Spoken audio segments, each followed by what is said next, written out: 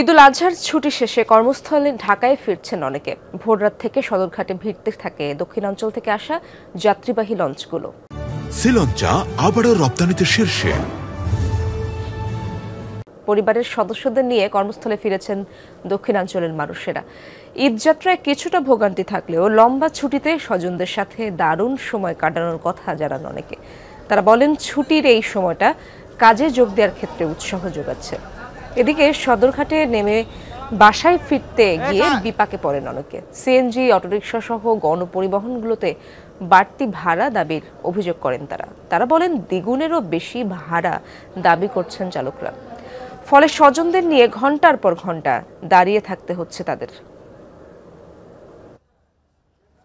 আসার সময় তেমন একটা ইনে মোটামুটি ফ্রি আছে। হ্যাঁ, অনেক আনন্দ করছি, সবার সাথে পরিবারের সাথে অনেক আনন্দ হয়েছে। সুন্দর হলে কাটাইছি, আর লঞ্চে কোনো ঝামেলা ছিল না। আমার বাড়ি ভোলাতে, ঈদের ছুটি পাই নাই, এখন মা বাবার লাগে দেখা করতে যাব। উত্তরে যাব, একজনে চাইলো 2200 টাকা আর একজনে চাচ্ছে 1200 টাকা। 1200 টাকা যাচ্ছে মিরপুর 2 নম্বর। এটা কোনো ভাড়া হচ্ছে?